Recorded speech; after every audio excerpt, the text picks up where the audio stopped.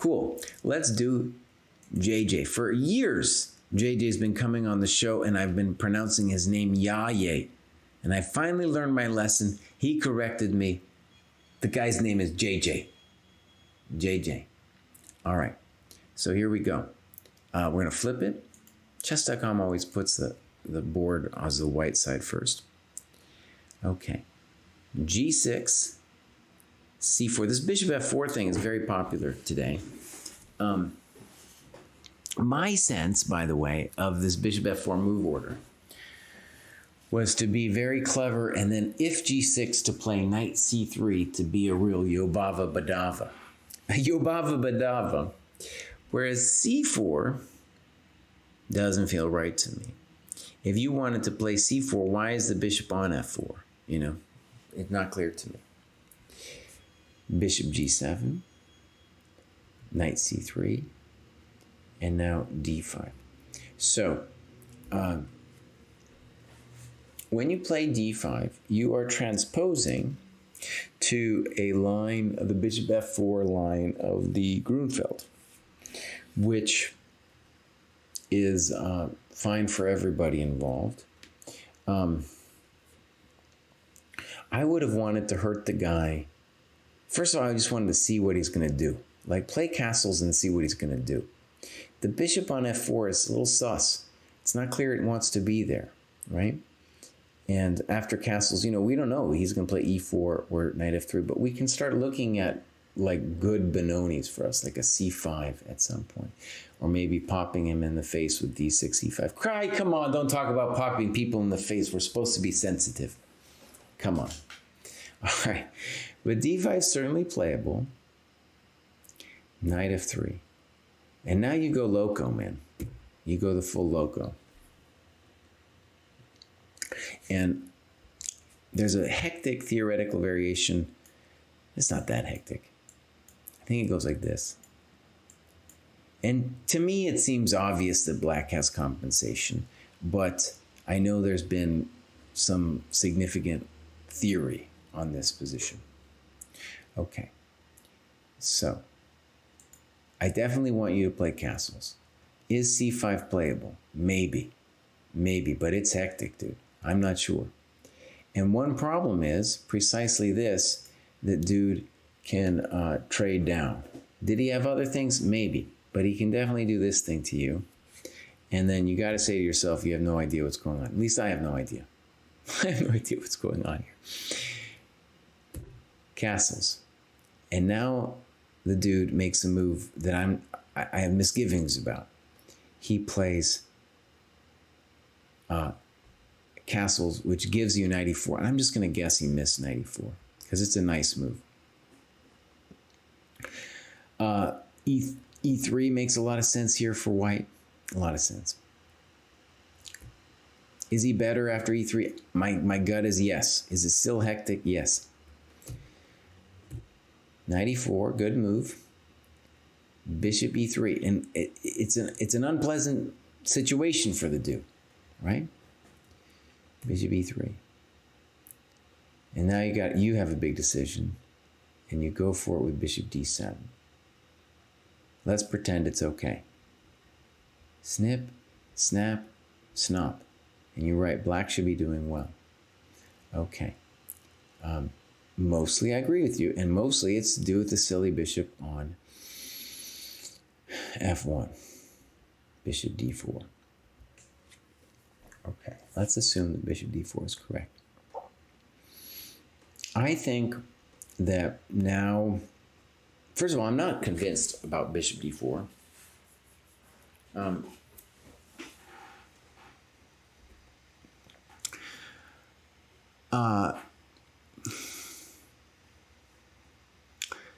Yeah, hectic position.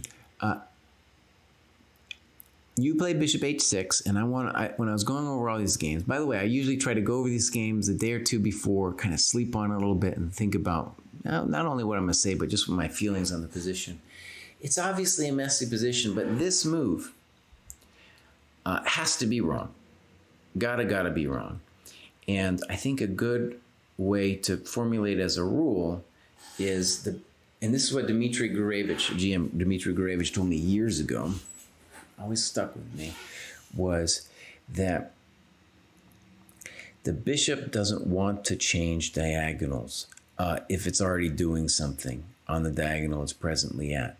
And this is particularly true where we don't, the only reason to do this bishop h6 is if you really have, like, you're trapping the bishop on d4, but you could be trapping the bishop essentially, or giving the bishop the business with a move like f6, as you wrote, which to me, that makes a lot of sense. We're dominating the knight. Is it still hectic? You bet. You bet it's still hectic. He's going to do something like e4. Maybe then you have a choice between these two moves. I still like your position, but what a mess. Yeah.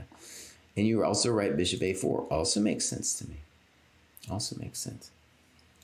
Okay. And I like your position. You're going to take that pawn on c5. You're going to be fine. All right, so weird business happens here.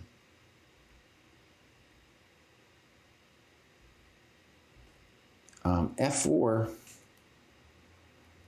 I had trouble understanding that move. Why not just knight takes c4? I didn't get it. Again, I didn't understand why we just play knight c4. Wait, you had a note on that? Yeah, you wrote knight c4. I don't know what he's doing. He's doing some fancy stuff. All right, here we go. And this is a screamer, JJ. This is a screamer. If you want to break my heart, just play knight d8. If you just want to kill me, man. If you just want to kill me, man, just take that, put that knight back, put that knight on d8. Okay. One thing that about this kind of mistake is, besides breaking my heart, it's interesting that white doesn't appreciate it as well. And so I think one of the problems in chess development is when you're playing people who are around the 2000 level, you don't understand how bad pieces are because your opponent lets you out. So for example, in Goth's game, Goth let him out. And so his opponent never got to feel the hurt. And maybe thought, oh, it wasn't so bad after all. No, that position was terrible for that guy, man. So we got to say white's better in this position, I think. But knight d8, no way, man. No way. There's moves like bishop f7, there's king f7, but we're definitely not moving our knight back. And this is what I mean, is that, of course, white should play a move like f5, but whatever you do, don't take this thing. Oh, no. Oh, no. And dude gets fixed. And g3. So white missed the boat, or whatever metaphor you like, he missed it. And I think it's important to say here that this is a typical-ish Grunfeld position all of a sudden, where black can either try to win the c-pawn back or just ignore the thing. That pawn's not going anywhere. So you write about rook fd8 and rook ac8. Yeah, you can do all kinds of things, and the extra pawn isn't that impressive. And at some point, and we're going to come at this later, you're going to want to play f5, right? At some point later. Yeah, we'll talk about that, the f5 move too. And what you did is, you're playing a Grunfeld now, buddy. There's a lot of Grunfeld positions where you get this nasty bc5 thing. Okay, here we go. b6. Interesting. Interesting. I don't know if it's any good, but it's interesting. I don't know why we're taking the risk. Boom. Boom. Boom. Check to the miserable king. Knight b3, rook b6. And here we're going to start an interesting endgame where my supposition is that black is lost.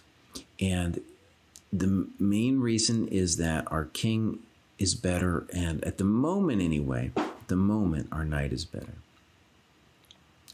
And I guess we could say this position is the natural result of black having played b6.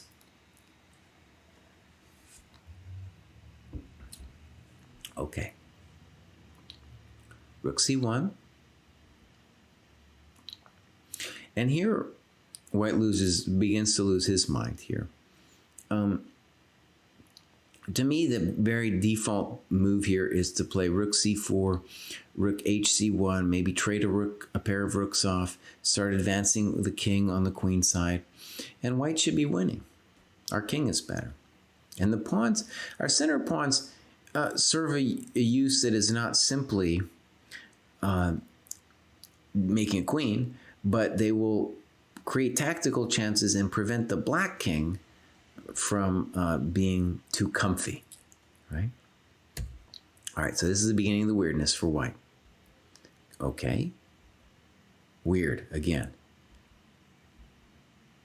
And now all of a sudden, we got to start wondering, hey, what's going on with the rook on a5? Why is it there? King a1. Bishop b4. Rook a4. Okay, and here's a position, JJ, that I spent some time on. And now white's misplayed it enough, so I'm really asking myself, like, what's going on? You know, what's going on? And on a practical level, you even have, you know, dim thoughts of maybe trying to win the game.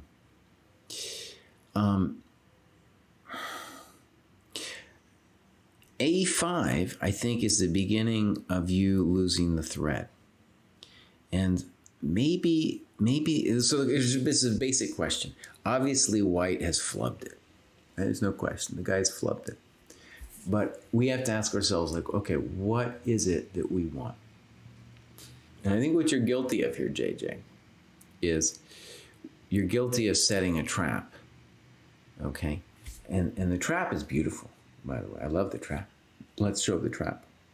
Knight a5. Check the miserable king. Maters and taters. Okay? So, beautiful trap, but a5 gives me a instant target. And obviously, if I win the pawn, I have a passed a pawn, and the shepherd of the a pawn, the king, isn't too far away from it. So the question then arises, okay, well, what, if anything, could we then do? And good question. I think the one thing I do know is that the Grunfeld players love this move, f5, and with good reason. It forces the white pawns to commit, and, you know, the question is like, well, how, if anything, could black do something after that? And you want to keep the activity of your pieces, and as long as this king basically is still pinned down, you're doing great. But just on a practical level, you might even try an adventure. I don't know if it's a great idea, but it's an adventure. If your king gets active, you know, we can start talking some business. But I understand your pain here, because what basically happens is you said to yourself, I got one trick, and then dude didn't fall for it. And then you were like, okay, now I'll just bring it over. But white figures it out and fixes his king. And now you got that a pawn, and it's not going anywhere. Well played. You know, it doesn't take a genius, but, you know, there it is. Thank you very much. And the game's just over, right? That's a big fat pawn. That's a big fat rook. Yeah. And now you got that big fat weakness on e6. A lot of big fats I'm talking about here. All right. Obviously, it's toast. All right. So, rough game, JJ. Very interesting opening. And you guys people are getting strong, man. And I think probably next month I'm not going to see over the board results or games, or that many of them. But after that, I think we're going to see the ChessDojo re-entering the chess world, the traditional chess world. And it's going to be a hell of an interesting question, you know. Okay. I don't know if the question was aimed at me. This is a different question in the chat. Where did I learn to annotate? I don't know if that's for me, but maybe it's not meant for me. I'll just say mostly I learned on my own and by going over the games of strong players and their annotations. Okay, so here we go. This is Phyllis, probably a pseudonym, but I'm okay. We're going to call it a pseudonym. A3. And this move isn't as dumb as it looks. And it's not clear what exactly you should do. So, for example, when you play b6, c4 then transposes directly into the Petrosian variation of the Queen's Indian, right? And so one of the things is everybody knows who's listened to my show a lot that I am very critical of people who give away tempi. But a3 is in terms of a move that gives away tempi, in these positions it is often, very often a useful thing. For example, if c5 ever comes, we can use that a3 pawn to do that, right? If an isolated queen pawn position arises, which is not hard to imagine happening from here, then the a3 move is also always helpful. And so Black's job, I guess, is to say to himself, well, how do I make it so that that pawn move isn't useful? And honestly, it always, and all the variations is very interesting. I think it is useful. All right, let's look. Again, c4 would be more to the point, but e3 might be playable. I'm sure that's obviously playable. Bishop d3 might be more interesting. Okay, now here's an important mistake that Black makes here that White doesn't capitalize on. Black plays c5, and this is definitely a positional blunder because White can transfer into essentially a Benoni with d5, and the bishop on b7 is horrendously misplaced, right? And he has the ability to transfer into the Benoni at the next couple moves, as I remember this game. So the correct move for Black here is d5, and on cd you could play both knight d5 and ed5. I like ed5 best, and then that, at least in that position you can make claims about the bishop on, you're playing against the bishop on c1. Okay. Boom. d6, poor move, allowing d5 again. So of course you could play cd, ed, d5. You're probably upset about that because you're freeing the bishop on c1, rightly so. So d5, going for the hanging pawns, I think is better. All right, he does not understand it, plays b3. He should still be doing it. He should still be doing it. He should still be doing it. Okay, now finally we take. Boom. d5. Good. I don't think it's an odd move. I wanted you to do this a long time ago. And I don't think it entombs your bishop. There's enough contact in the center that your bishop will always have some freedom. Rook fe1. And actually, interestingly, on a6, it was only here that you were worried about d5. Right? Yeah, absolutely. And we should be clear, the reason d5 is such a bummer for you, honestly, I'm not actually 100% sure you can even do it because of this pin. But on a strategic level, the reason it's a good move is that this bishop, then we are truly entombing the thing. Here, you're not entombed at all. All right, rook fe1, that doesn't look right to me. And the main question I have is, snip snop, couldn't you have played bishop f3 here? That was the thing I didn't understand. And, well, he plays gf, you got a nice game. You got a very nice game. First thing comes to mind is something like queen c7, park that queen over there, start talking to his king, say howdy doody, that kind of thing. Howdy doody. All right, so a6. Yeah, not sure you needed it. No, you don't need it. If you want to play queen c7, go ahead and do it. Right? And then if knight b5, queen b8. But again, bishop f3 looks great. Knight e5. Knight d7. In general, let's say some obvious stuff. Dude should be trying to keep as many pieces on as possible, right? And the benefit of knight e5 was, we had this earlier, I think it was in the game with Goth, right?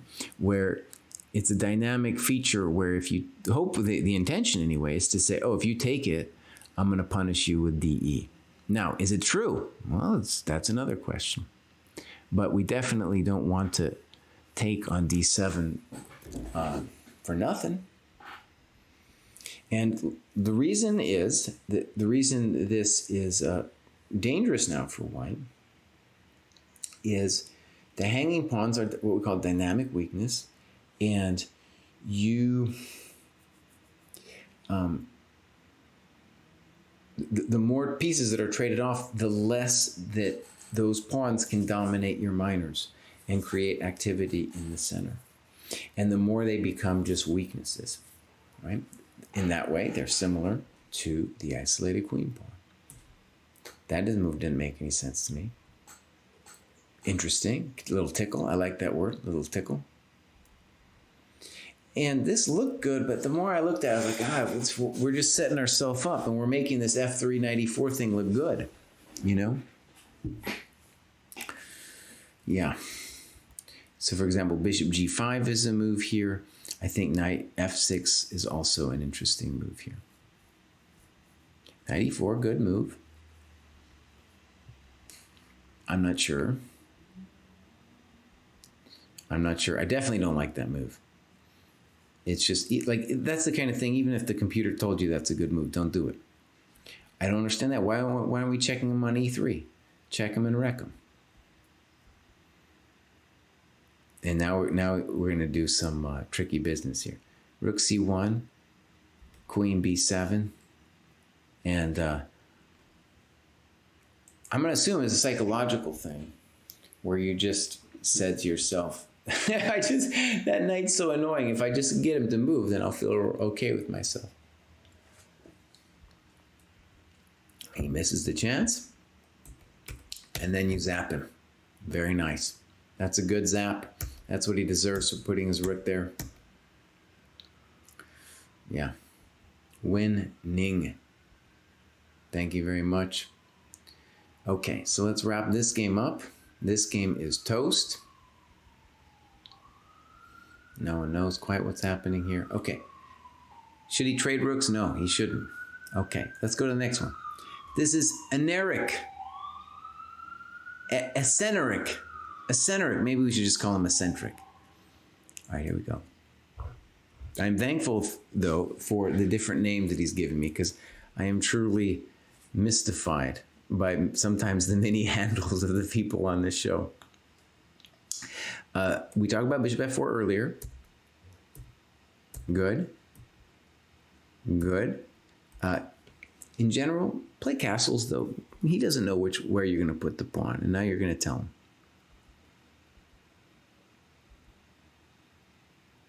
And, in general, if you're playing this for white, I think a good rule of thumb is once they play d6, that's when you play h3. Because you're going to give a variation later, too, to this effect.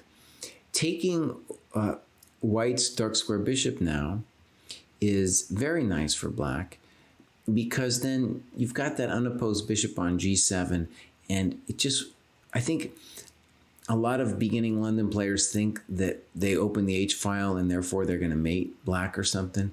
But actually, the unopposed bishop just says, no, you're never going to touch the dark squares at all, right? So I've had several students that are terrified of this position as well. But this kind of thing, you're doing great. You're doing great. And I think, actually, we talked on the show, maybe 1 or 2 months ago that this move is at a variety of junctures could be a little scary. But I think it's only scary if the queen lands there. And the bishop landing there doesn't scare me at all. So, right, in general, though, the thing people are scared of is they're like, oh, man, I'm going to get mated on the h-file because I got a weakness. But the thing to see now is like, no, man, this thing's a rock. That's your square. You got the unopposed dark square bishop. All right, so rook e8. Knight h5. And yes, you should have played h6 and stolen it. So that's sad.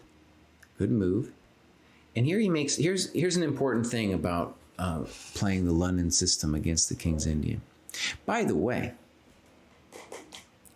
one thing that was hilarious is we were talking about like the bishop's opening against e5, me and Kostya were, and he was trying to tell me that there's way more subtlety in that position than there is in the London. And I'm like, no, buddy. There is deep sauce in the London. And this is a good example of it. Because what white and black need to understand is that in this typical King's Indian position, the natural plan for black is going to be to play e4. And it's no bueno here. It's no bueno because the bishop is on this side of the pawn chain instead of over here. And a lot of times, you know, the side of the pawn chain questions don't matter that much. The reason it really matters here is because the bishop can be such a good defender of the king. And what's going to happen, right, is that we're going to get an attack on opposite wing situation coming up here soon. So correct for white would be something like b4. It's time to start that party over there. Fischer versus Miag Mazurin, but with the benefit of the bishop out. Okay. Mistake. Reasonable. And King's Indian players need to scream a little bit when they see this move, because you really don't want to rush it. c6 would have been thematic, let's call it. And you don't want to rush it because now your light squares are all futch. So now you got to be careful and watch what happens. He's going to get in a various moves. He could have played knight d5 there, to where he's going to get your light squares. That's a screamer. That's a screamer right there. Why? Because knight h4, clear advantage to white, because he's going to land on f5 and he's going to take your light squares. And here too, what should he do? He should play bishop d3. He wants the light squares. Trade the light square bishop off. He's doing great. He does that. No one knows why. No one knows why. I don't understand b6. No, you need to, you know. I didn't understand that. I didn't understand that. I didn't understand that. I kind of understand that. And I don't understand that either. Thank you. Thank you. Okay, so now we got this endgame. And obviously it's a mess. No one knows exactly, but in general, yeah, you should believe in the power of your bishop in this nasty position, right? Okay, c4 was played. And let's just say the obvious. This is your critical moment to come up with something interesting. And my first intuition anyways is for you to play queen g5 either now or after h4, with the hopes of playing a strong h3 at some point soon. You got to be active over there. And now I'm really worried because he's got this thing called the passed a pawn. And it's scaring me to death. That didn't look good though. Well done with him, for him. Thank you very much. Oh. Well, Eccentric, thank you for submitting this thing. I got to admit, my mind's becoming a little bit loopy. But there's several interesting moments to the game. And maybe I'll just summarize some of the basics. Some deep stuff and some obvious stuff. So for white, for black, by the way, I don't think you should even be playing this e5 stuff against the London. For the reasons I explained, it's a bad deal. You don't want to get a bad French. And the c5 stuff, or the b6, bishop, b7 stuff, Kostya's talked about that before. That's all fine for black. The next thing is that's poor. And you don't want to give up the light squares, boss, especially when you're a King's Indian player. You don't want to do it unless you're getting something for it, right? And your opponent was also losing his mind. No one knows what these moves are doing.